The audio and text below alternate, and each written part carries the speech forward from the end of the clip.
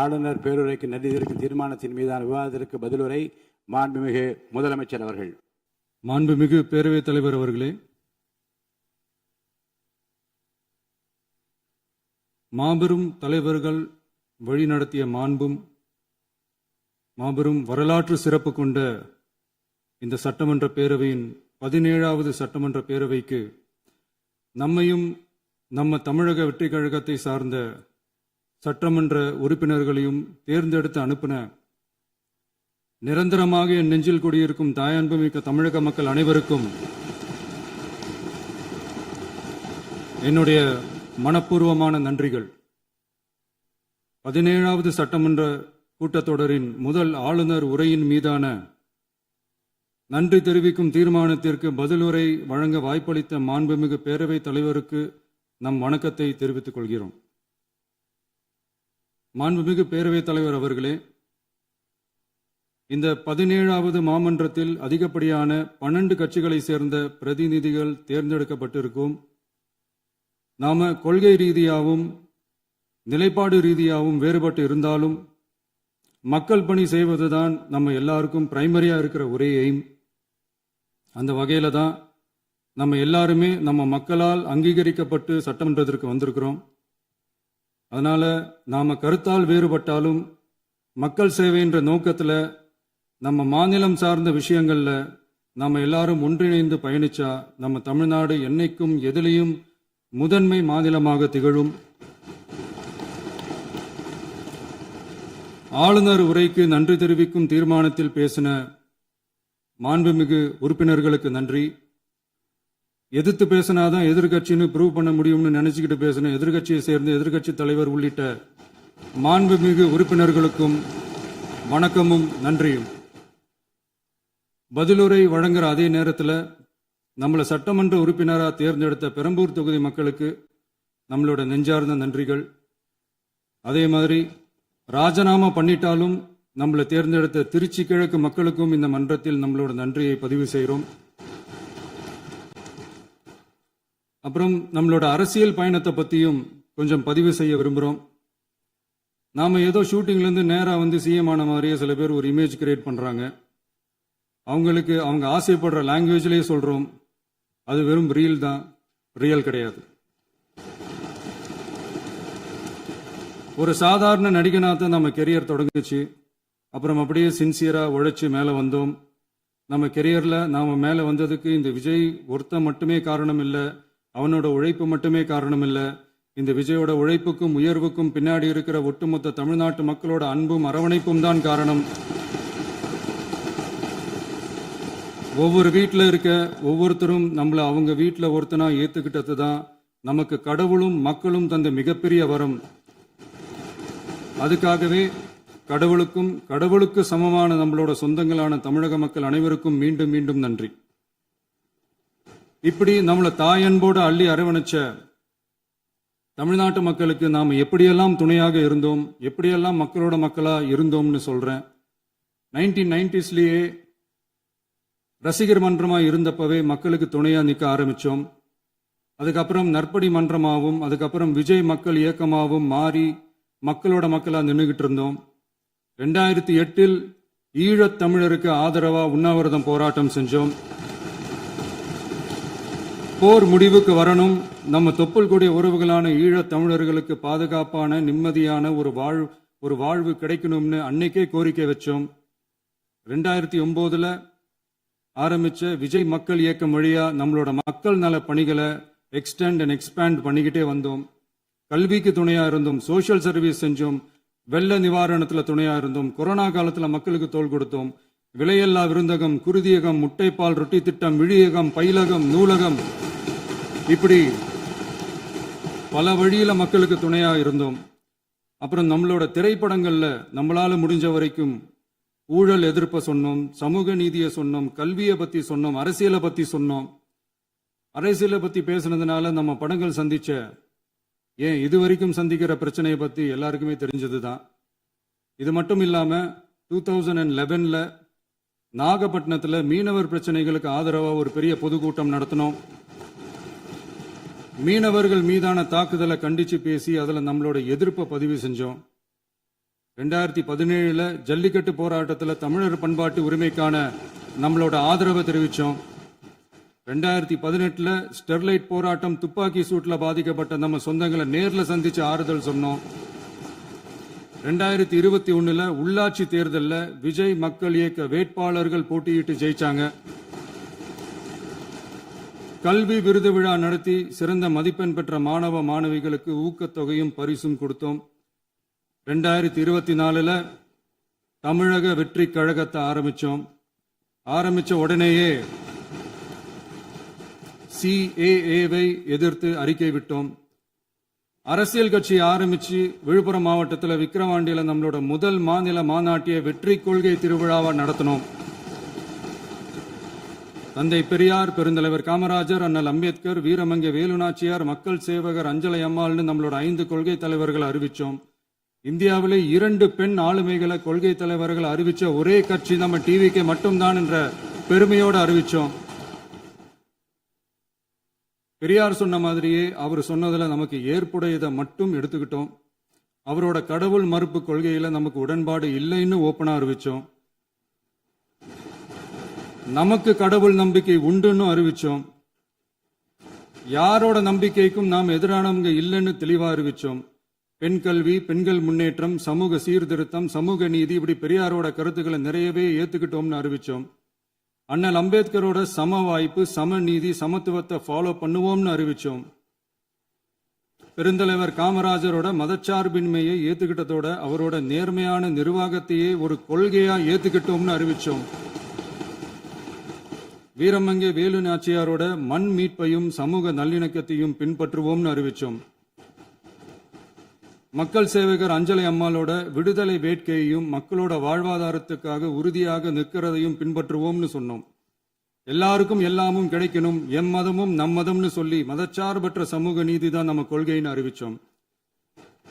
நம்ம கொள்கை எதிரி யாரு, அரசியல் எதிரி யாருன்னு ஓப்பனா அறிவிச்சோம். எல்லாத்துக்கும் மேல பிறப்புக்கும் எல்லா உயிருக்கும்ன்றத நம்மளோட அடிப்படை அரசியல் கோட்பாட்டா அறிவிச்சுட்டு தான் அரசியலுக்கே வந்தோம். நம்ம மதுரை மாநாட்டில் நம்மளோட தேர்தல் அரசியல் மற்றும் ஆட்சி அதிகார அரசியல் வழிகாட்டியா அறிஞர் அண்ணாவையும் புரட்சி தலைவர் எம்ஜிஆரையும் ஏத்துக்கிட்டதா அறிவிச்சோம். அப்புறம் இன்னனையும் நாம இங்க பதிவு செஞ்சே ஆகணும். எல்லாரும் கட்சி ஆரம்பிச்சுட்டு தான் ஒவ்வொரு வீட்டுக்குள்ளேயும் போவாங்க. ஆனா நாம ஒவ்வொரு வீட்டுக்குள்ளேயும் போனதுக்கு அப்புறம் தான் கட்சியவே ஆரம்பிச்சிருக்கிறோம். ஒவ்வொரு வீட்டுல ஒவ்வொருத்தரும் நம்மள அவங்க பிள்ளையா, மகனா, அண்ணனா, தம்பியா ஏத்துக்கிட்டதும் இயல்பா நடந்துச்சு. தமிழ்நாட்டு மக்களோட மனசுக்குள்ள போறதுக்கு நாம பட்ட பாடு நமக்கு மட்டும்தான் தெரியும்.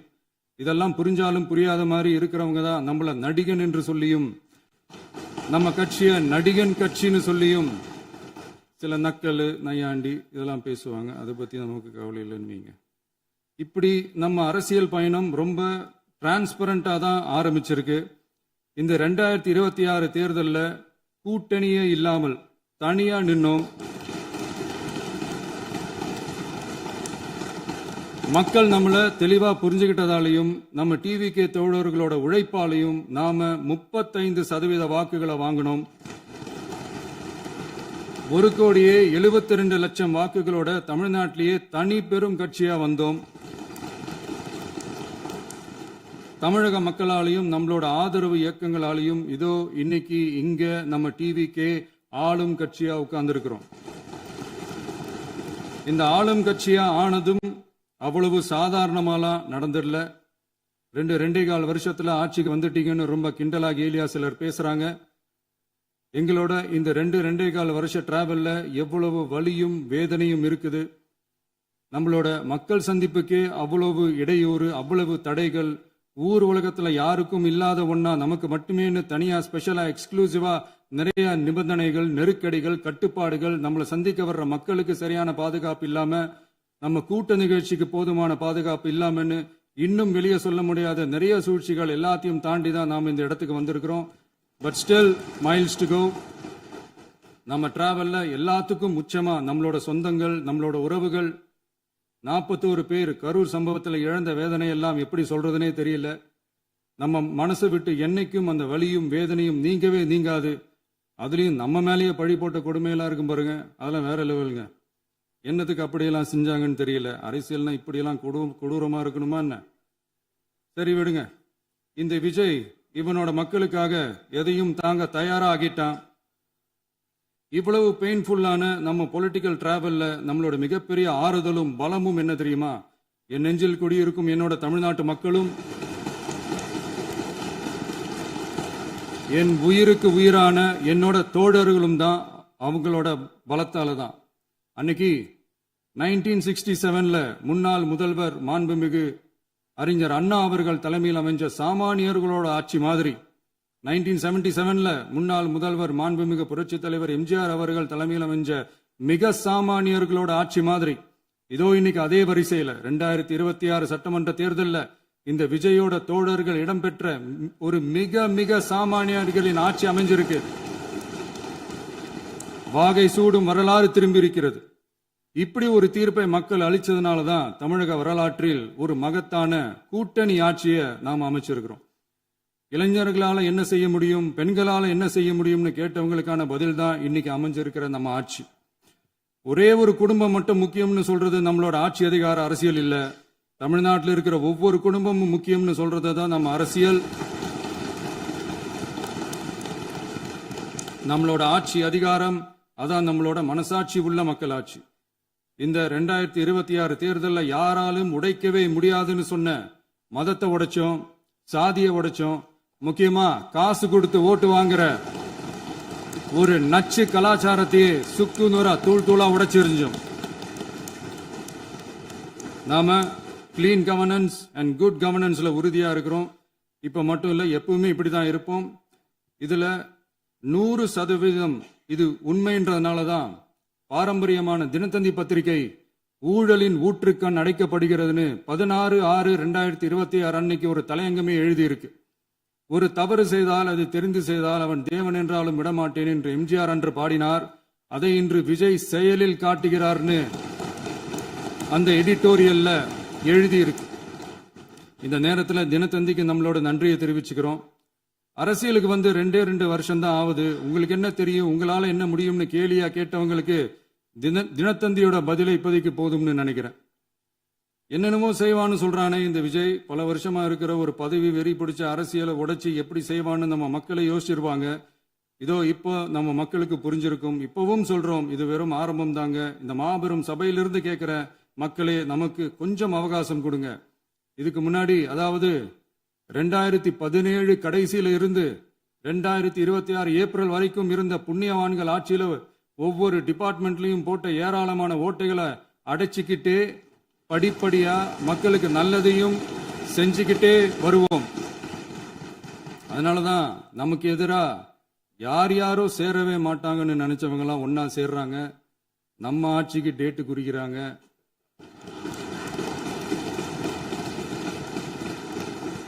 சரி, அவங்கள நம்ம மக்களே பார்த்துப்பாங்க, அதை விடுங்க. நாம ஆட்சிக்கு வந்து சரியா 40 நாள் ஆகுது. அதுக்குள்ள என்ன செஞ்சீங்கன்னு கேட்கிறாங்க. ஒரு லிஸ்ட் ஒன்னு சொல்றேன் கேளுங்க.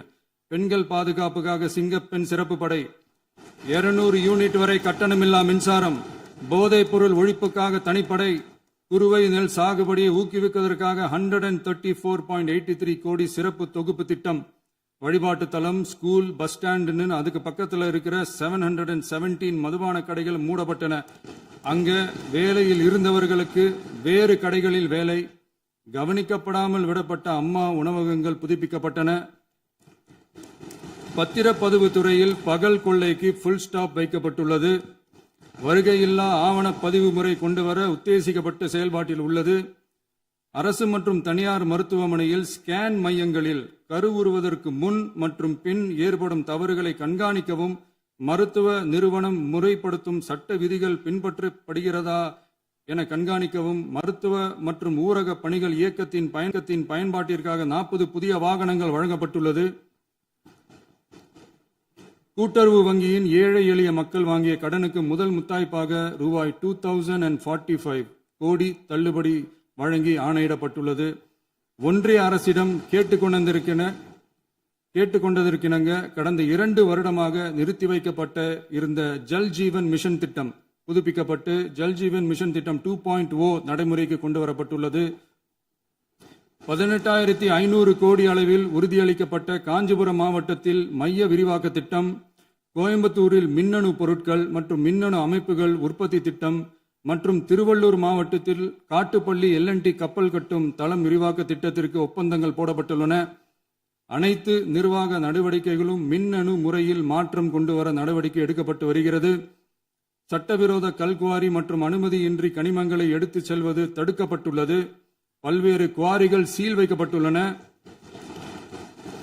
கனிமங்களை கண்காணிப்பது, எல்லைகளை நிர்ணயிப்பது மற்றும் ஆளில்லா விமானம் மூலம் அளவீடு செய்வது போன்றவற்றை செயல்படுத்துவதற்கான பணிகள் மேற்கொள்ளப்பட்டு வருகின்றன. அனைத்து துறைகளிலும் அலுவலர் தலையீடு இல்லாமல் லஞ்ச லாவண்யமற்ற தமிழகத்தை உருவாக்க அனைத்து நடவடிக்கைகளும் முடுக்கிவிடப்பட்டுள்ளது. இதெல்லாம் சாம்பிள் தான், இன்னும் இருக்கு. இந்த வெறும் 40 நாளுக்குள்ளேயே இவ்வளவு செஞ்சிருக்கோம்னா இனி வர்ற நாட்கள்ல கொஞ்சம் கொஞ்சமா படிப்படியா ஸ்டெடியா உழைச்சி லஞ்சலாவணம் இல்லாத, ஊழல் இல்லாத, பெண்களுக்கு பாதுகாப்பான, சுதந்திரமான, டிரான்ஸ்பரண்டான தமிழ்நாட்டை நம்ம சொந்தங்களான தமிழக மக்களுக்கு தர்றது தான் நம்மளோட ஒன் அண்ட் ஒன்லி டார்கெட். கண்டிப்பா அதை நிறைவேற்றியே காட்டுவோம். 8 கோடி மக்கள் நம்மளோட இருக்கிறப்போ ஏங்க அதை செய்ய முடியாது? மாண்புமிகு பேரவைத் தலைவர் அவர்களே, தமிழ்நாட்டின் கருவூலம் எப்படி திசை மாறி உருமாறி தேய்ந்து ஓய்ந்து கிடைக்கிறதுன்னு சொன்னாங்க. திசை மாறி உருமாறி தேய்ந்து ஓய்ந்துன்னு வசனம் மாதிரி ரைமிங்கா இல்லாம வளமான இலக்கியமா இதே சபையில பேசினவங்களோட திறமையான ஆட்சியில நடந்த நிதி மேலாண்மையை பத்தி வெள்ளை அறிக்கையா வெளியிட்டோம். வெள்ளை அறிக்கை வந்ததிலிருந்தே கண்ணை கட்டுதுங்க. அந்த காலத்துல தான் பிள்ளையோ பிள்ளை, தொல்லையோ தொல்லைன்னு சொன்னாங்க. அதே மாதிரி தாங்க அவங்க ஆட்சியாலையும் அவங்களாலையும் இன்னைக்கு தமிழ்நாட்டுக்கே தொல்லையோ தொல்லை. இப்படி ஒரு நிலைமையை உண்டாக்கி வச்சுட்டு இவங்க சொல்றாங்க நமக்கு ஆட்சி செய்ய தெரியாதுன்னு.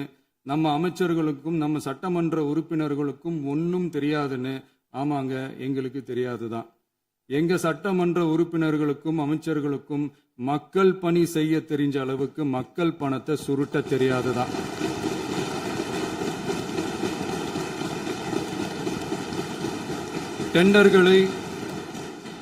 டெண்டர்களை முறைப்படுத்த தெரிஞ்ச அளவுக்கு அதோட ரேட்டை உயர்த்தி ஊழல் செய்ய தெரியாதுதான்.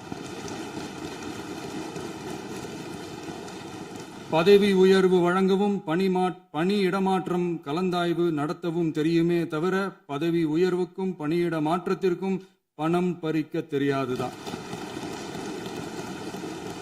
புதிய பணியிடங்கள் உருவாக்க தெரியுமே தவிர அந்த பணியிடங்களை பணத்துக்கு விற்க தெரியாதுதான். கோயில்கள்ல நடக்கிற நிர்வாக சீர்கேட்டை தடுக்க நீங்க பேசுங்க, நீங்க கண்டிப்பா பண்ணுங்க. கோயில்கள்ல நடக்கிற நிர்வாக சீர்கேட்டை தடுக்க தெரியுமே தவிர கோயில் பணத்தை கொள்ளையடிக்க தெரியாதுதான். தங்கத்தை உருக்கி தாரை வார்க்க தெரியாதுதான். கனிம வளத்தை பாதுகாக்க தெரிஞ்ச அளவுக்கு கனிமத்தை வித்து கொள்ளையடிக்க தெரியாதுதான்.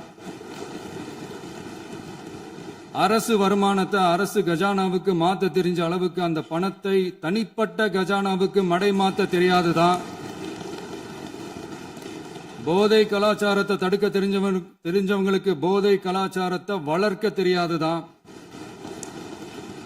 நம்ம குடும்பத்தில் இருக்கிற பாட்டி, அம்மா, அக்கா, தங்கச்சி, குழந்தைங்களை, பெண்களை மதிக்க தெரிஞ்சவங்களுக்கு ஓசி பஸ்,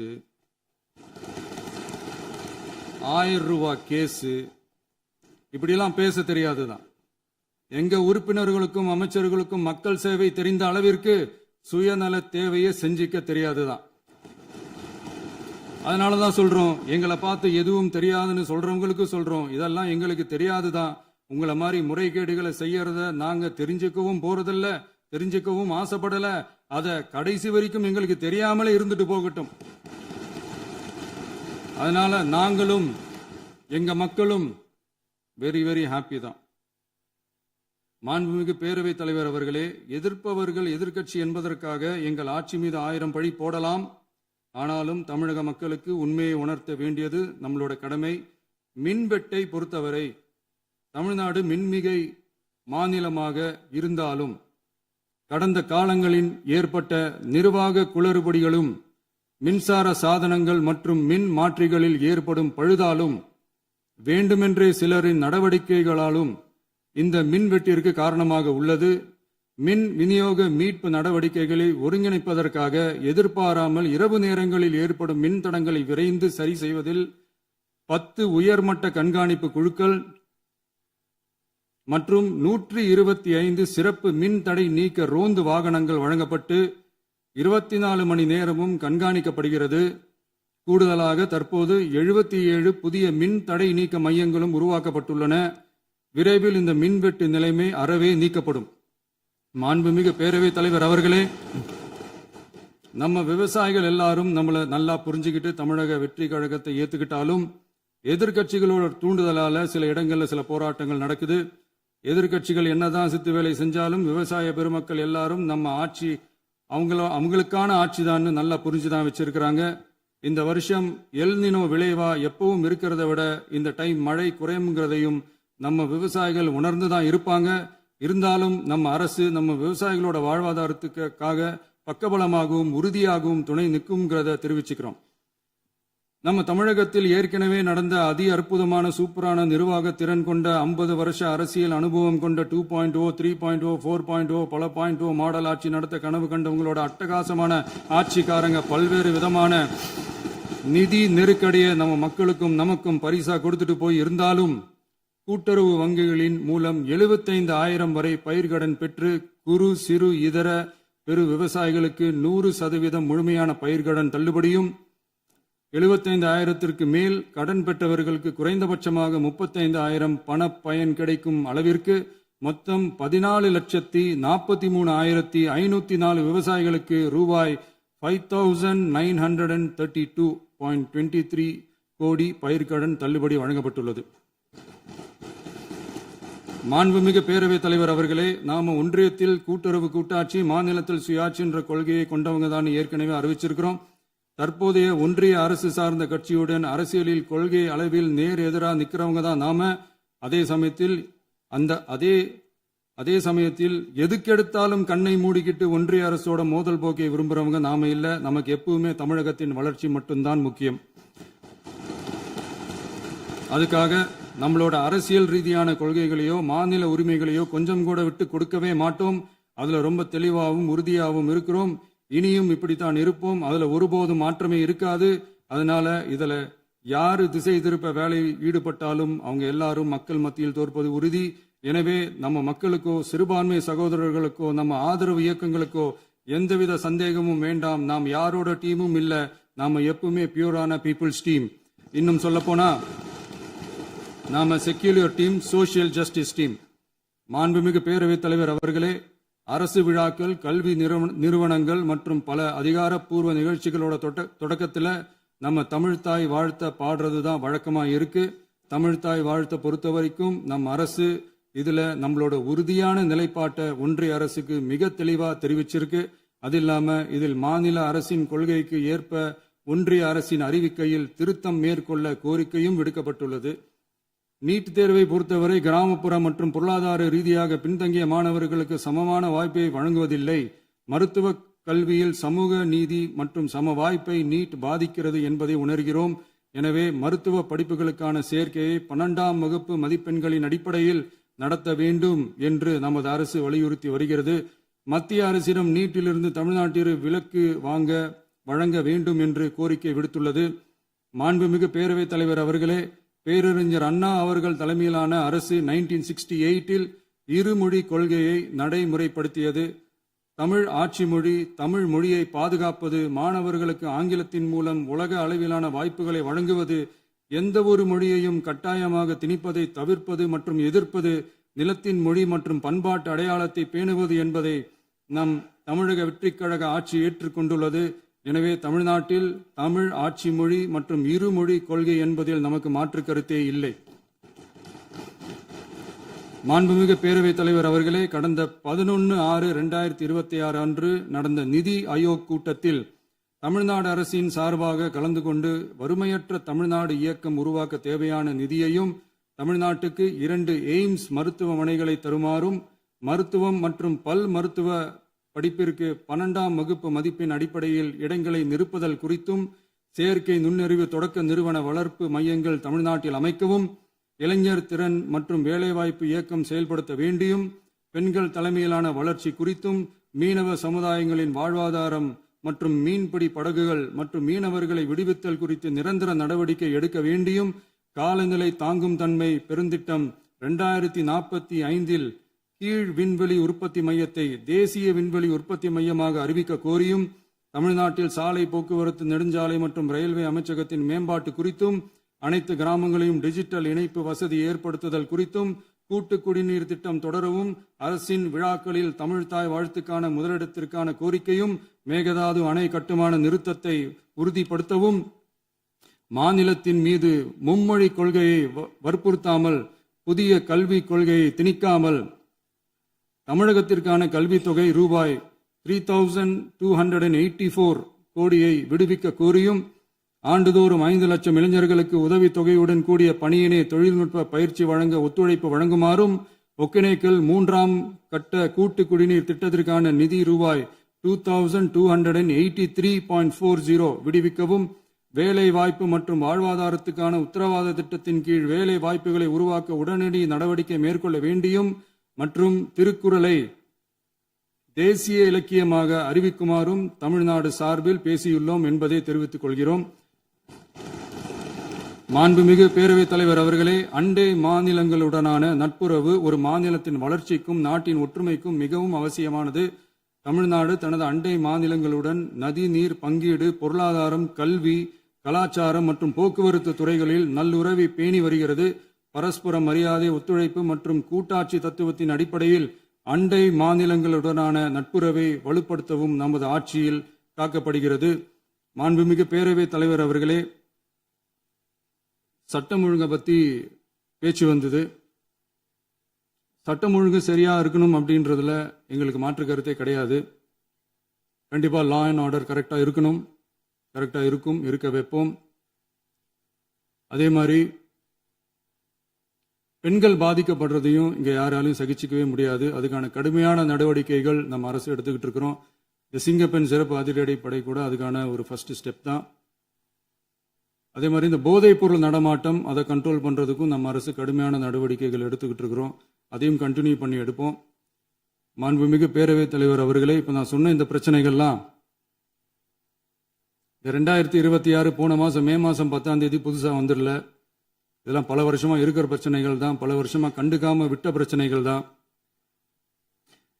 இன்னைக்கு எதிர்கட்சிக்காரங்க அதை பத்தி கேட்கும் போது எனக்கு அது அக்கறையா தெரியல, அவதூறு அரசியலா தான் தெரியுது, பழி போடுற அரசியலா தான் தெரியுது. இப்படி அவதூறு பழி போடுறவங்களை பார்த்து ஒன்னே ஒன்று தான் கேட்கணும்னு தோணுது. கடந்த 9-10 மாசமா நம்ம ஸ்டேட்ல சட்டம் ஒழுங்கு டிஜிபியே இல்லை. சட்டம் ஒழுங்கு டிஜிபியை போடுங்கன்னு சொல்லி எல்லாம் ஓஞ்சி போயிட்டோம். போன ஆட்சியில் நடந்ததுக்கெல்லாம் இப்பதான் விடையே கண்டுபிடிக்கிறோம் நம்ம ஆட்சியில்.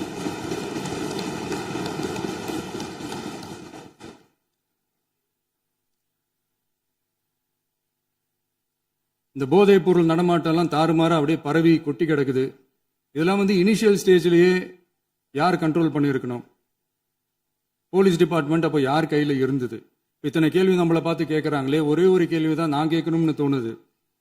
போலீஸ் டிபார்ட்மெண்ட்டை கையில் வச்சுக்கிட்டே பிகினிங்லேயே இனிஷியல் ஸ்டேஜ்லேயே இந்த போதைப் பொருள் நடமாட்டத்தை ஏன் கண்ட்ரோல் பண்ணல? மனசாட்சி உள்ளவங்க இந்த பிரச்சனையெல்லாம் ஏன் நடக்குதுன்றது அவங்களுக்கே நல்லா தெரியும். இன்னைக்கு சட்டம் ஒழுங்கை பத்தி கேள்வி கேட்கக்கூடாதா அப்படின்னா தாராளமா கேட்கலாம். இது ஜனநாயக அரசு, மன்னராட்சியெல்லாம் கிடையாது, மனசாட்சி உள்ள மக்களாட்சி.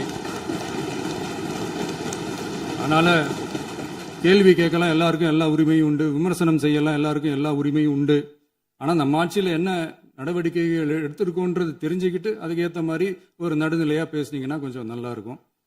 சட்டம் ஒழுங்கை பத்தி யாருக்கு என்ன யோசனை இருந்தாலும், மக்கள் நலனுக்காக யாருக்கு என்ன யோசனை இருந்தாலும் அதை தாராளமாக சொல்லலாம். நம்ம அரசு அது காது கொடுத்து கேட்கும். ஆனா நம்ம அரசனுடைய நிர்வாகத்திறன் அதை பத்தி பேசுறவங்களுக்கு இந்த ஊரடிச்சு உலையில போட்டு ஊழல் மேல ஊழலா செஞ்சுக்கிட்டு அதுல இருந்து தப்பிக்கிறதுக்கு பேர் தான் நிர்வாகத்திறன் அப்படின்னு சொன்னா, அப்படிப்பட்ட ஒரு ஊழல் செய்யற நிர்வாகத்திறனை நம்ம அரசு ஒரு நாளும் செய்யாது. பொட்டி பெட்டியா பணத்தை வச்சுக்கிட்டு, பெட்டியை வச்சு எல்லாம் செஞ்சுக்கிட்டு, போதைப் பொருள் பாதுகாவல் கழக மாடல் அரசாங்கம் செஞ்ச ஒவ்வொரு ஊழலா வெளியில வந்துகிட்டு இருக்கு. டாஸ்மாக்ல அது என்னப்பா அது பேரு பார்ட்டி ஃபண்ட் கட்சி நிதி அப்படின்ற பேர்ல அடிச்ச கொள்ளையெல்லாம் ஒண்ணா இப்போ கவர்மெண்டோட கஜானாவுக்குள்ள கொண்டு சேர்த்துக்கிட்டே இருக்கிறோம். உட்காருங்க. மாண்புமிகு முதல்வர்கள் பதிலுரைக்கு பிறகு முதல்வர் பதிலுரைக்கு பிறகு நேரம் தர அப்ப பேசட்டும், அவங்க பேசட்டும், அவங்கள பேச அனுமதி. உட்காருங்க உட்காருங்க.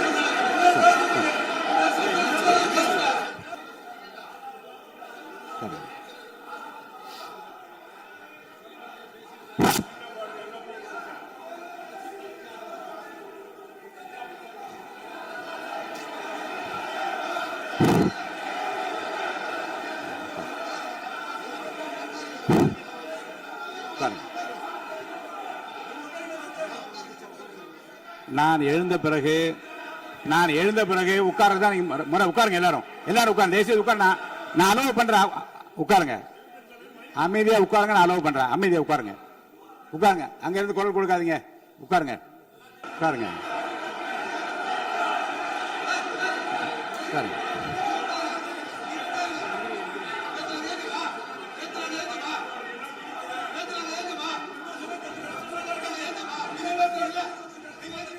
மாண்புமிகு முதலமைச்சர் அவர்கள் பேசி முடித்தவுடன் எதிர்க்கட்சி தலைவருக்கு அந்த வாய்ப்பை நான் தருகிறேன். நிச்சயமா அந்த கேள்வி கேட்கலாம். உட்காருங்க எல்லாரும். முன்னவர் பேசுங்க. மாண்பு பேரவைத் தலைவர் அவர்களே, இன்று இவர்கள் முயற்சி செய்வது அவர் ஆளுங்கட்சியாக இருக்கின்ற போது நான் சொல்லிடுறேன் பிளீஸ். ஒரே நிமிஷம் நான் சொல்லிடுறேன் பிளீஸ். ஆளும் கட்சியாக இருக்கின்ற போது நீங்கள் சொன்ன ஒரே வார்த்தை, நாங்கள் பேசி முடித்ததற்கு பிறகு குறிப்பிடுத்துவிட்டு நீங்கள் எந்த கேள்வி வேண்டுமானாலும் கேட்கலாம் என்று ஒரு முறையை நீங்கள் பின்பற்றினீர்கள். அதே முறையை இப்போது பின்பற்ற வேண்டும் என்று கேட்டுக்கொள்கிறேன். பள்ளிக்கல்வித்துறை அமைச்சர். மாண்புமிகு பேரவைத் தலைவர் அவர்களே, நேற்றைய தினம் கூட எதிர்க்கட்சி தலைவர் சொன்னதை முழுமையாக கேட்டு இறுதியில் ஒரு வாய்ப்பு தந்தீங்க. அதுவும் இல்லாம இந்த நேரத்தில் நேரலையில் நீங்களும் பாக்குறீங்க. அங்கிருந்து ஒருமையில் விழித்து இந்த பக்கம் இருக்க உறுப்பினர்களை பார்த்து அப்படின்னு ஒருமையில் விழிப்பதை உங்கள் மூலமாக கண்டிக்கிறேன். அந்த வார்த்தையை அவை குறிப்பிலிருந்து நீக்கணும். கண்ணியம் காத்து முதல்வர் முழுமையாக பேசுவதை காத்து கண்ணியம் காத்து இந்த சபைக்கு ஒரு மரபு இருக்கிறது. அதை மூத்த உறுப்பினர்கள் பின்பற்றபடி உங்கள் மூலமாக கேட்டுக்கொள்கிறேன். மாண்புமிகு முதலமைச்சர் அவர்கள் உரையை தொடரலாம். நான் தரேன். நான் உறுதியாக மாண்புமிகு முதலமைச்சர் அவர்கள் பேசி முடித்தவுடன் எதிர்க்கட்சி தலைவருக்கு அந்த வாய்ப்பு தரப்படும் என்பதை உறுதியாக சொல்லிவிட்டேன். இடையில குறுக்கீடு செய்யாமல் அந்த பேச்சு முழுமையாக பேசி முடிக்க நீங்கள் அனுமதி வழங்க வேண்டும் என்று கேட்டுக்கொள்கிறேன். அமைதியா உட்காருங்க. அவங்க பேசி முடிக்கட்டும், நீங்க கேளுங்க. நான் என்ன சொல்றேன், கேட்கிற உரிமையும் விளக்கத்தை கேட்டு பெற உரிமையும் உங்களுக்கு இருக்கிறது. ஆனா இடையில குறுக்கீடு செய்யாமல் அதை முடிக்கும்படி நான் கேட்டுக்கொள்கிறேன். மாண்புமிகு முதலமைச்சர் அவர்கள் தொடர்ந்து நீங்க பேசலாம்.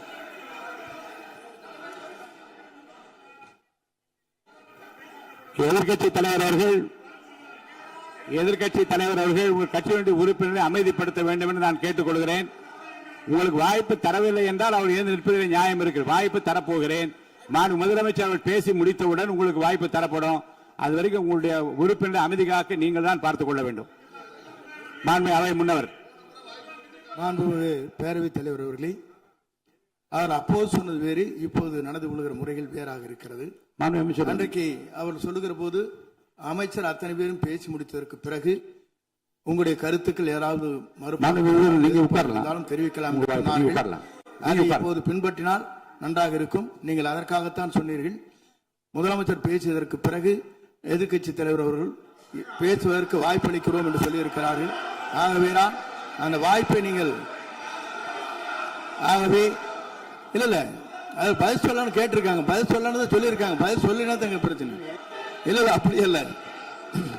ஆகவே இல்ல நேற்றைய தினம் நீங்கள் அப்படி பேசிக்கொண்டது ஆறாவது இல்ல. நேற்றைய தினம் உங்கள் பேசுகிற போது ஆறாவது குறுக்கிட்டார்களா? நீங்கள் பேசுகிற போது யாருமே குறுக்கிடவில்லை. நீங்க எவ்வளவு பேசினீர்கள், எவ்வளவு வார்த்தைகள் பேசினீர்கள் என்பதெல்லாம் எங்களுக்கு தெரியும். யாருமே அதில் குறுக்கிடவில்லை. இது முதலமைச்சர், எங்கள் முதலமைச்சர் எதிர்க்கட்சி தலைவர் பேசுகிறவர் யாரும் குறுக்கிட வேண்டாம் என்று சொன்னார்கள். அதை நாங்கள் பின்பற்றினோம். ஆனால் இன்றைக்கு நீங்கள் பின்பற்றவில்லை என்றால் வேதனையாக இருக்கிறார். முன்னவர் நேற்று எதிர்க்கட்சி தலைவர் பேசுகிற போது அடுக்கடுக்காக குற்றச்சாட்டுல வைத்தார். இப்போ அதற்குரிய மாண்புமிகு பொதுப்பணித்துறை அமைச்சர்கள் காலையில் அலுவலகத்தை சந்தித்து அவர்கள் சாட்டிய குற்றச்சாட்டுகளுக்கெல்லாம் ஆதாரங்களை எல்லாம் நான் கொண்டு வந்திருக்கிறேன் என்று சொன்னேன். நான் நேற்று அந்த விஷயம் நேற்றோடு முடிந்து விட்டது. ஆதாரங்களை கொடுங்கள், தக்க நேரத்தில் இதை பற்றி சொல்ல வேண்டி நேர்ந்தால் நான் இதெல்லாம் ஆய்வு செய்து உரிய நேரத்தில் அவை குறிப்பில் ஏற்றுவதற்கு முன்பாக அவரிடம் காட்டி அதற்கு பிறகு அதை பற்றி முடிவெடுக்கும் என்று நான் சொன்னேன். இப்போதும் சொல்லுகிறேன், மாண்பு முதலமைச்சர் அவர்கள் பேசிக் கொண்டிருக்கிறார், பேசி முடிக்கட்டும். எதிர்க்கட்சி தலைவருக்கு உறுதியாக நான் வாய்ப்பு தருவேன். அவர் கேள்விகளை முன்வைக்கலாம், விளக்கங்களை பெறலாம். இப்போதைக்கு பேரவைத் தலைவர் என்ற முறையில் என்னுடைய முடிவு இதுதான். அவையில் இருக்கக்கூடிய உறுப்பினர்கள் அமரும்படி நான் கேட்டுக்கொள்கிறேன். நான் முதலமைச்சர் அவர்கள் பேச வேண்டிய போ அதை முன்னவர் முடிக்கிட்டாங்க. பேரவைத் தலைவர் அவர்களே, நேற்றைய தினம் நீங்கள் முழுமையாக பேசினீர்கள். உங்கள் பேச்சுக்கள் எப்படி இருந்தது என்பதும் நாடறியும். இருந்தாலும் கூட நாங்கள் அமைதியாக இருந்தோம். இல்ல நீங்க இருங்க, ஒவ்வொரு வார்த்தைக்கு இருங்க. நீங்க மின்வெட்டையில நீங்க சொன்னீங்க, உங்களுடைய முன்னாள் அமைச்சர் ஆற்காடு வீராசாமி இருக்கிற போது மின்வெட்டால் தான் நாங்கள் ஆட்சியே மாறியது என்றெல்லாம் சொன்ன கதையெல்லாம் இருக்கு. அதெல்லாம் சொன்னோம்னாங்க, நாங்களே அமைதியா இருந்தா. அதுக்கு அங்கே தயவு செய்து எதிர்கட்சி தலைவருக்கு வாய்ப்பளிக்கிறார்கள். அந்த வாய்ப்பை நீங்கள் அவர் முதலமைச்சர் பேசுவதற்கு பிறகு பேசினால் அழகாக இருக்கும். அவை முன்னர் பள்ளி கல்வித்துறை அமைச்சர் மாண்புமிகு பேரவைத் தலைவர் அவர்களே, அவர் ஒரே ஒரு வார்த்தையை தான் சொன்னார். பார்ட்டி ஃபண்ட் என்ற வார்த்தையை கேட்டு எதிர்க்கட்சி நண்பர்கள் கோபப்படுகிறார்கள். ஆனால் அதன் மீது உங்களுக்கு பாயிண்ட் ஆஃப் ஆர்டர் தருவதாகவும் நீங்கள் சட்டப்பேரவைத் தலைவர் சொல்கிறீர்கள். நேற்றைய தினம் இதே போல வெற்றி தலைவர் அவர்களினுடைய வழிகாட்டில் வளர்ந்த நாங்கள் சகிப்புத்தன்மையோடு அவர்கள் பல வார்த்தைகள் சொன்னார்கள். புதிதாக சோஃபா மாடல் என்றார்கள், குதிரை பேரம் என்றார்கள், எத்தனையோ வார்த்தைகள் சொன்ன போது சகிப்புத்தன்மையோடு அதை கேட்டு பொறுமையாக இருந்தோம். இவர்கள் குதிரை பேரம் எல்லாம் அவைக்குள் நீக்கப்பட்டு விட்டது. சரி, சோஃபா மாடல் என்று சொன்னார்கள். ஆதாரம் கேட்டு இப்படி எழுந்து நாங்கள் கொந்தளிக்காமல் ஒரு சட்டமன்றத்தில் ஒரு உறுப்பினர் எப்படி நடந்து கொள்ள வேண்டும் என்பதற்கு எடுத்துக்காட்டாக தமிழக வெற்றி கழகத்தின் உறுப்பினர்கள் நடந்து கொண்டார்கள். இப்போது மதிப்பிற்குரிய எதிர்க்கட்சி தலைவர் அவர்களே, உங்கள் ஊடாக நான் கேட்பது என்னவென்றால், அவர்களினுடைய கட்சி உறுப்பினர்களை அவர் அமைதிப்படுத்தி முதல்வர் அவர்கள் உரையை முழுமையாக கேட்டு சகிப்புத்தன்மைக்கு சட்டமன்றத்தில் இந்த பக்கம் மட்டுமல்ல அந்த பக்கமும் எடுத்துக்காட்டாக இருப்பதற்கு அவர் வழிவகை செய்ய வேண்டும் என்று உங்கள் மூலமாக கேட்டுக்கொள்கிறேன். பொதுப்பணித்துறை அமைச்சர்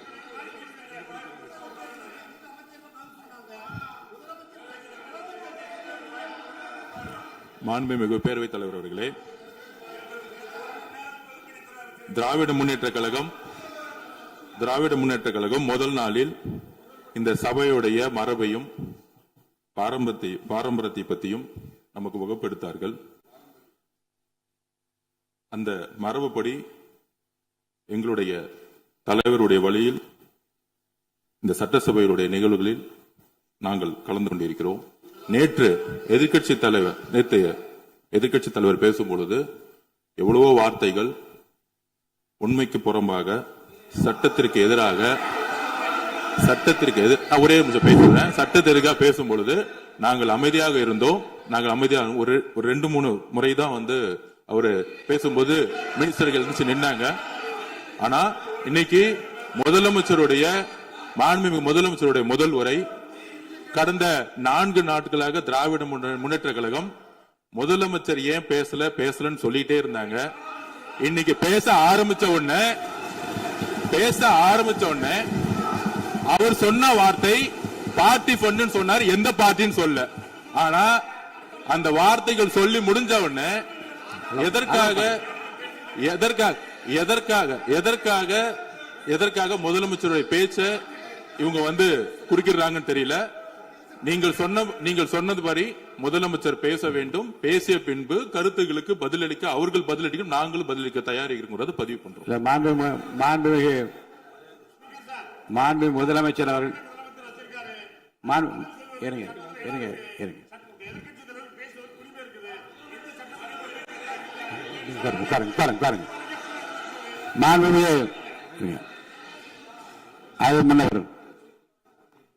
மரபு இருக்கிறது, எப்போது வேணா பாயிண்ட் ஆஃப் ஆர்டர் இருக்கலாம். இருந்தாலும் கூட நீங்க அந்த மரபை நீங்க கடைபிடித்தீங்களா உங்க ஆட்சியில? நீங்க வேண்டாம், நான் வேண்டாம். அதை முன்னவர் முன்பு எப்படி நடந்தால் என்பதை பற்றியோ, முன்பு நடந்த நிகழ்வுகள் பற்றியோ நீங்கள் சொல்லி மீண்டும் மீண்டும் இந்த அவையினுடைய மாண்பை குறைக்க வேண்டாம் என்று நான் கேட்டுக்கொள்வது வேண்டாம்.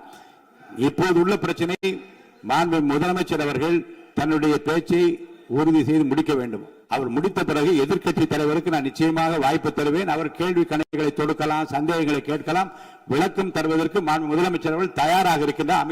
அமைதியாக என்னை அமரும்படி நான் கேட்டுக்கொள்கிறேன். இப்ப நான் அனுமதிக்க முடியாது. மாண்பு முதலமைச்சர் உரையை தொடரலாம்.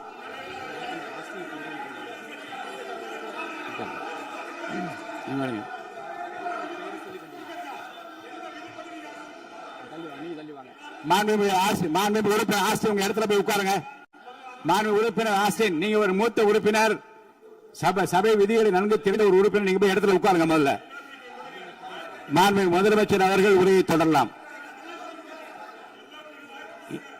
இப்போது எந்த விதமான பாயிண்ட் ஆஃப் ஆர்டர்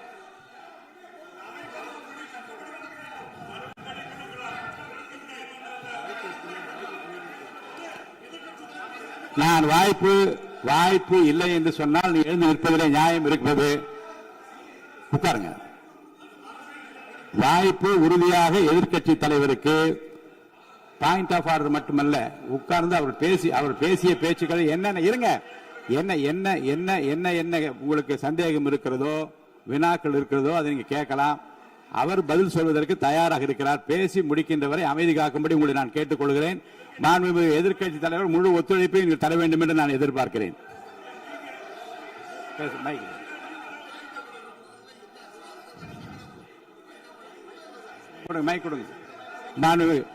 மாண்புமிகு எதிர்க்கட்சி தலைவர், பேரவைத் தலைவர், நீங்க உட்காருங்க. நேற்று நான் பேசும்போது சில அமைச்சர்கள் குறுக்கிட்டு பேசினாங்க, அதற்கு நீங்க அனுமதி கொடுத்தீங்க. அதே மாதிரி இன்னைக்கு முதலமைச்சர் பேசும்போது சில வார்த்தைகள், தவறான வார்த்தைகள் பேசுறாரு. அவர் பார்ட்டி ஃபண்ட் அப்படின்னு சொல்லியிருக்கிறாரு. அவர் அமைச்சர் அந்த பார்ட்டி ஃபண்ட் எந்த பார்ட்டின்னு கூட சொல்ல தைரியம் இருந்தா சொல்லுங்க, நாங்க அதெல்லாம் ஃபேஸ் பண்ண தயாரா இருக்கோம். எதையும் ஆதாரத்தோடு எதையும் பேசுங்க. நீங்க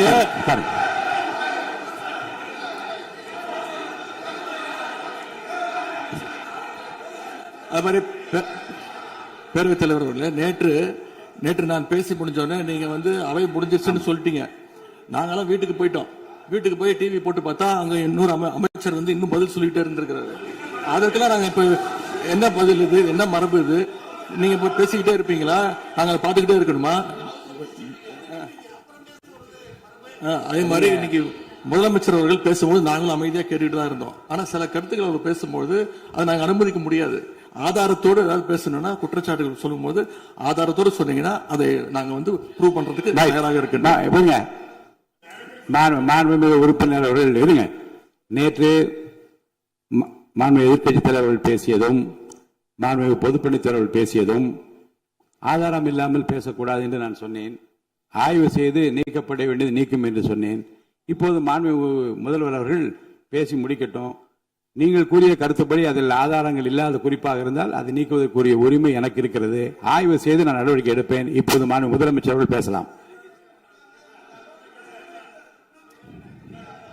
இந்த டாஸ்மாக் மாதிரியே பல டிபார்ட்மெண்ட்லயும், மறுபடியும் சொல்றேன், கட்சி நிதின்ற பேர்ல அடிச்ச கொள்ளைய ஒன்னா கவர்மெண்டோட கஜானாக்குள்ளேயே கொண்டு சேர்த்துக்கிட்டே இருக்கிறாங்க.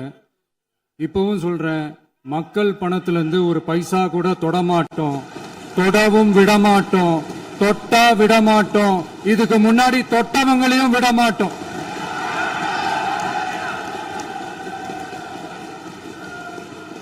ஒவ்வொரு ஊழலா வெளியில வரும் போலே, ஒவ்வொரு வேஷமா கலைஞ்சிரும் போலே, இங்க இருக்கிற நிறைய பேரு நடுங்கி போய் இதுல நம்ம மேல அவதூறு வேற. இப்ப புதுசா ஒரு வெப்பன் ஒண்ணு கொண்டு வந்திருக்காங்க. அது என்ன தெரியுமா? அவங்க தயவால தான் நம்ம ஆட்சி நடக்குதான். மக்கள் தயவால இந்த ஆட்சி நடந்துகிட்டு இருக்கு. மனசாட்சி உள்ள சக்திகளோட ஆதரவால இந்த ஆட்சி நடந்துகிட்டு இருக்கு. நாங்க தான் அனுப்பி வச்சோம் அப்படின்றாங்களே. அனுப்பி வச்சவங்களுக்கு மினிஸ்ட்ரியில இடம் கொடுத்தா ஏன் கதறீங்க? ஏன் இவ்வளவு கோபம்? ஏன் இவ்வளவு கதறல்ஸ்?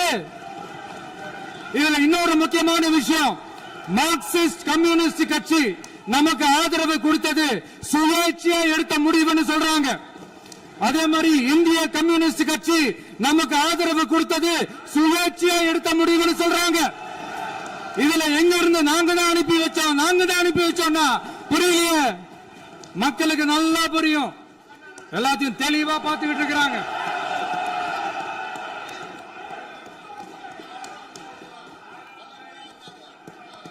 முதலமைச்சர் கண்டினியூ பண்ணலாம். மாண்பு முதலமைச்சர்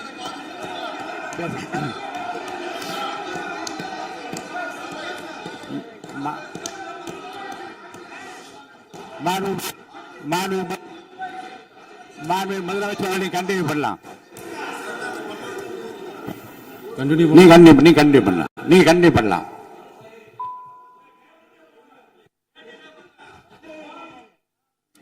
இந்த சமூக நீதி அரசுன்னு சொல்றவங்களை பார்த்து கேட்கிறேன், நம்ம பட்டியலின சகோதரர்களுக்கு எத்தனை அமைச்சர் பதவி கொடுத்தீங்கன்னு கொஞ்சம் சொல்ல முடியுமா? ஆனா நம்மளுடைய அரசுல 8 அமைச்சர் பதவிகள் யாருக்கு? நம்ம பட்டியலின சகோதரர்களுக்கு. எல்லாம் நம்ம அண்ணன், நம்ம தம்பி, நம்ம தங்கச்சிங்க. அண்ணல் அம்பேத்கர் அவர்களுடைய கிட்டத்தட்ட 100 ஆண்டு கால கனவு இப்ப நிறைவேறி இருக்கு. நான் ஏன் கொஞ்சம் சவுண்டா பேசுறேன் அப்படின்னா அவங்களுக்கு கேட்கணுன்றதுக்காக, தப்பா எடுத்துக்காது. அதே மாதிரி பெண்களோட பாதுகாவலர் நாங்க தான் அப்படின்னு சொல்லிக்கிறவங்களை கேட்கிறேன், எத்தனை பெண்களுக்கு அமைச்சர் பதவியில இடம் கொடுத்தீங்க கொஞ்சம் சொல்ல முடியுமா? எங்க அரசுல 4 சகோதரிகளுக்கு அமைச்சர் பதவி கொடுத்திருக்கிறோம்.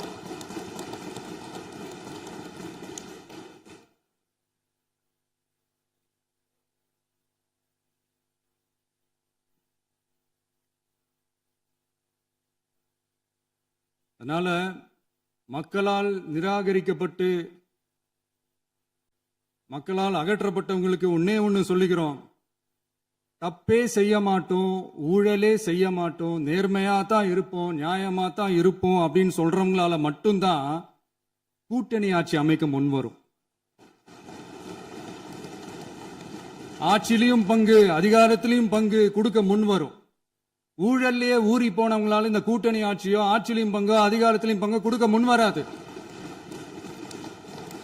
மெஜாரிட்டி இருந்தாலும் தரமாட்டாங்க, மெஜாரிட்டி இல்லைனாலும் தரமாட்டாங்க. கேட்டா ரெடிமேடா ஒரு பதில் ஒண்ணு வச்சிருப்பாங்க, கூட்டணி ஆட்சியை மக்கள் விரும்ப மாட்டாங்கன்னு. அதே மக்கள் தான் இப்ப அவங்கள பார்த்து சிரிக்கிறாங்க.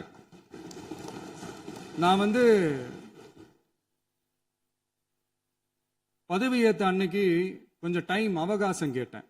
எதுக்கு கேட்டேன்? நிதி நிலைமைலாம் கொஞ்சம் மோசமா இருக்குது, அதெல்லாம் கொஞ்சம் சரி செஞ்சுக்கிட்டே படிப்படியா கொஞ்சம் கொஞ்சமா நான் கொடுத்த வாக்குறுதிகள்லாம் செயல்படுத்துவேன், அதுக்காக கொஞ்சம் டைம் அவகாசம் கேட்டேன்.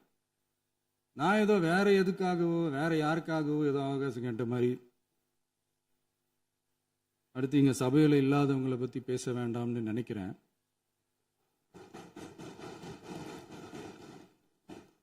இங்க நம்மளை பத்தி அவதூறு பரப்புறதோட மட்டும் இல்லாம இப்ப நம்ம மக்கள் மேலேயும் அவதூறு பரப்ப ஆரம்பிச்சுட்டாங்க. மக்கள் நமக்கு ஓட்டு போட்டது தப்பான், குடும்பமா நமக்கு ஆதரிச்சது தப்பான். இது இப்ப இல்ல, நான் சொல்றது எம்ஜிஆர் அவர்கள் காலத்திலிருந்தே. அப்பவே அவர் ஜெயிச்சப்போ அதே மக்களை தப்பா பேசுறது. மக்கள் என்ன பண்ணிட்டாங்க, எம்ஜிஆர் என்ன பண்ணிட்டாரு, எம்ஜிஆர் என்ன இது பண்ணிட்டாரு. 50 வருஷமா ஒரே டெக்னிக்கா.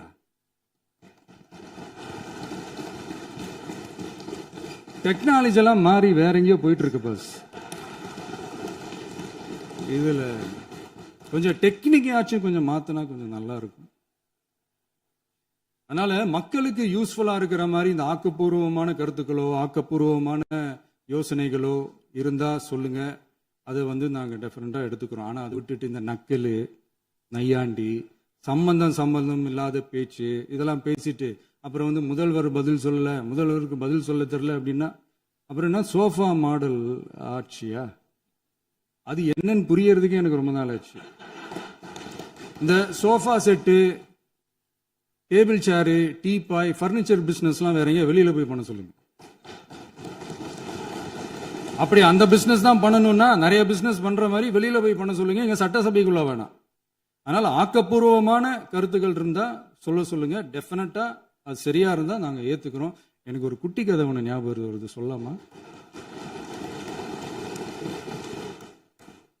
ஒரு ஊர்ல ஒரு பெரியவர் வெயில் ரொம்ப ஜாஸ்தியா இருக்குன்னு சொல்லிட்டு கண்ணுக்கு மேல கை வச்சுக்கிட்டு இப்படி சுத்தி முத்தி தேடிக்கிட்டு இருந்தாராம். அப்ப கூட இருந்த ஒரு சின்ன பையன், என்ன தேடுறீங்க அப்படின்னு கேட்டானா. அதுக்கு அந்த பெரியவர் சொன்னாரா, அது ஒண்ணு இல்ல தம்பி, உங்க அப்பா இங்கதான் இருப்பாருன்னு சொன்னாங்க, அதான் தேடிக்கிட்டு இருக்கேன். எங்க உங்க அப்பாவையா காணோம்?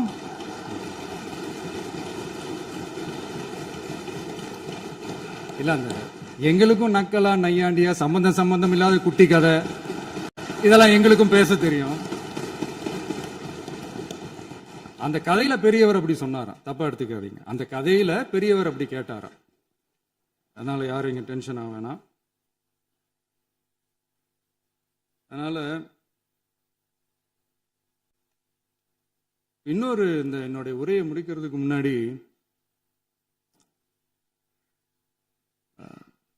போயிட்டாங்க, பேசலாமா? உங்க கருத்துக்களை நீங்க முழுமையாக மன நிறைவோடு பேசலாம். டிவியில் பார்ப்போம். சரி, அதான் 5 நிமிஷம் பேசுனதுக்கே கொளத்தூரி இந்த ஆட்டம் அடிச்சு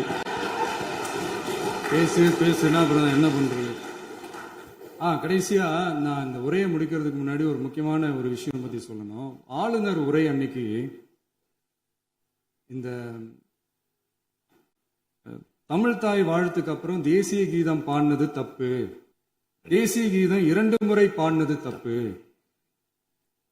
அப்படி ஒரு நிகழ்வு இதுக்கு முன்னாடி இந்த சட்டசபையில நடந்ததே கிடையாது, அந்த மரபையே மாத்திட்டீங்க, இப்படி ஒரு பெரிய ஒரு போர் மாதிரி எதிர்கட்சியை சார்ந்தவங்க எல்லாம் சொன்னாங்க இல்லையா? அந்த மாநில உரிமை போராளிகளை, அந்த மரபு காக்கிற உரிமை போராளிகளை ஒரே ஒரு கேள்விதான் கேட்கணும். 2021 ஆகஸ்ட் 2 ஞாபகம் இருக்கா? Centenary celebration of Tamil Nadu legislature. அந்த ஃபங்க்ஷன்ல நம்ம முன்னாள் முதலமைச்சர் கருணாநிதி அவர்களோட கலைஞர் அவர்களுடைய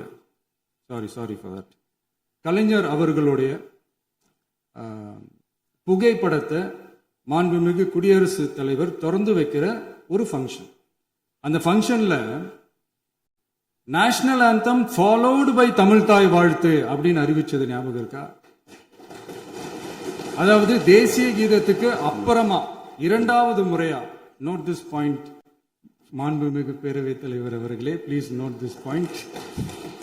தேசிய கீதத்துக்கு அப்புறம் 2வது முறையாக தமிழ் தாய் வாழ்த்து பாடப்படும் அப்படின்னு சொன்னது ஞாபகம் இருக்கா? அதுவும் முத்தமிழ் அறிஞர் அப்படின்னு சொல்ற நம்ம கலைஞர் அவர்களுடைய அந்த புகைப்படம் வெளியிட்டு விழாவில் அவர் இருந்த இதே சபையில தமிழ 2வது இடத்துக்கு தள்ளினது யாருன்னு ஞாபகம் இருக்கா? அது மட்டும் இல்ல, அந்த தேசிய கீதத்தை நாட்டுப்பண் நேஷனல் ஆந்தம்னு சொல்லி அதே ஃபங்க்ஷன்ல கடைசியா ஃபங்க்ஷன் முடியும் போது செகண்ட் டைம் தேசிய கீதம் பாடினதும் ஞாபகம் இருக்கா? இதே அவையில் தான், அது அவை குறிப்பிலும் இருக்கிறது, இதே அவையில் தான் நடைபெற்றது. இந்த தக்க நேரத்தில் இந்த ஆதாரங்களை அளித்த மாண்பு முதல்வர்களுக்கு நன்றியை தெரிவித்துக் கொள்கிறேன். டவுட் இருந்தா இந்த புக்கை பார்த்து தெரிஞ்சுக்கலாம். அதனால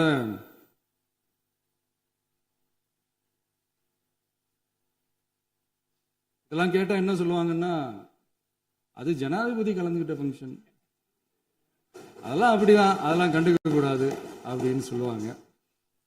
இதே மாதிரிதான் பேசுறது ஒண்ணு, செய்யறது ஒண்ணு, பேசுறது ஒண்ணு. இதெல்லாம் மக்கள் பார்த்துக்கிட்டு இருக்காங்க. எலெக்ஷனுக்கு முன்னாடி தான் அப்படி செஞ்சுக்கிட்டு இருந்தாங்க, இப்போ எலெக்ஷனுக்கு அப்புறம் அதே தான் செய்யறாங்க. இந்த விஜயையும் சாமானியர்களின் உண்மையான சமூக நீதி அரசையும் அவமானப்படுத்துறதுக்கு தான் அவங்களோட அந்த பொலிட்டிக்கல் சீனியாரிட்டி அது பயன்படுத்துது போல. சரி, செய்யட்டும், நல்லா செய்யட்டும். இப்போ ஆனாலும் நம்மளுடைய மாநில உரிமை, மொழி உரிமை, உத்தம உத்தரர் போல வேஷம் போடுற எதிர்கட்சிக்கு ஒன்றை மட்டும் ஆணித்தரமாக சொல்றோம். உங்களை மாதிரி தமிழ்னு சொல்லிக்கிட்டு மொழி பண்பாடு கலாச்சாரம்னு சொல்லிக்கிட்டு ரெட்டை வேஷம் போடுறவங்க நாங்க கிடையாது.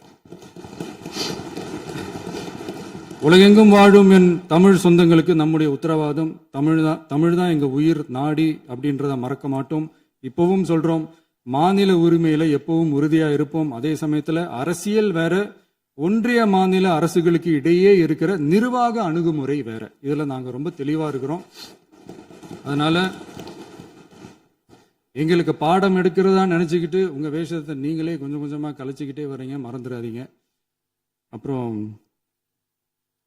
நேத்து எதிர்கட்சி தலைவர், மாண்புமிகு எதிர்கட்சி தலைவர் பேசும்போது நிறைய பேசினாங்க. அதுல ஒண்ணு மட்டும், அரசு சொல்றதா நினைச்சுக்கிட்டு நம்மளை இன்டைரக்டா ஈவில் அப்படின்ற அந்த வார்த்தையை யூஸ் பண்ணாங்க. எனக்கு ஒண்ணுதான் சொல்லணும்னு தோணுது. ஈவில்ஸ்னு டெவில்ஸ் பேசக்கூடாது.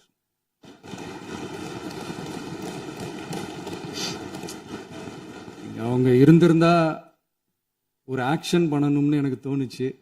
எல்லாரும் போயிட்டாங்க. பர்மிஷன் பண்ணலாமா? இப்பவும் பண்ணலாம், ஒன்றும் தப்பு இல்லை.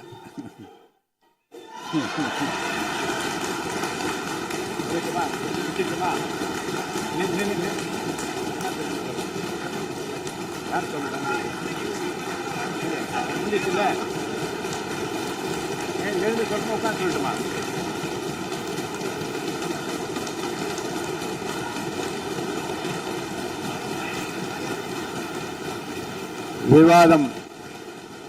விவாதம் முடிவுற்றது. மாண்புமிகு உறுப்பினர்கள் முன்மொழிந்த திருத்தங்கள் வலியுறுத்தப்படுகின்றனவா என்று அறிய விரும்புகிறேன். மாண்புமிகு உறுப்பினர்கள் முன்மொழிந்த திருத்தங்கள் அனைத்தும் பேரவையின் அனுமதியில் திரும்ப பெறப்படுகின்றன. 2026 ஆண்டு ஜூன் திங்கள் 18ஆம் நாளன்று சட்டமன்ற பேரவைக்கு மாண்புமிகு ஆளுநர் அவர்கள் ஓந்தளித்த பெருரைக்கு தமிழ்நாடு சட்டமன்ற பேரவை உறுப்பினர்கள் பெரிதும் நன்றி உடையவர்களாவர் என்று மாண்புமிகு பேரவை துணைத் தலைவர் திரு மு ரவிசங்கர் அவர்களால் 19/6/2026 நாளன்று முன்மொழியப்பட்ட தீர்மானம் பேரவையின் முடிவுக்கு விடப்படுகிறது. ஏற்போர் ஆம் என்க, மறுப்போர் இல்லை என்க. ஏற்போரே அதிகம் என்று கருதுகிறேன். ஏற்போரே அதிகம். தீர்மானம் நிறைவேறியது. அரசினர் தீர்மானம்.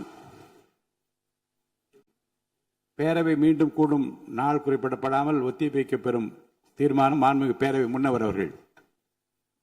மாண்புமிகு பேரவைத் தலைவர் அவர்களே, பேரவை விதி 25(1) கீழ் 1 பேரவை மீண்டும் கூடும் நாள் குறிப்பிடப்பெறாமல் ஒத்திவைப்பு பெறலாம் எனும் தீர்மானத்தை மொழிகிறேன்.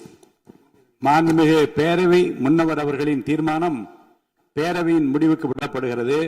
ஏற்போர் ஆம் என்க, மறுப்போர் இல்லை என்க. மறுப்போரே இல்லை என்று கருதுகிறேன். மறுப்போரே இல்லை. தீர்மானம் ஒருமனதாக நிறைவேறியது. பேரவை மீண்டும் கூடும் நாள் குறிப்பிடப்பெறாமல் ஒத்திவைக்கப்படுகிறது. வணக்கம்.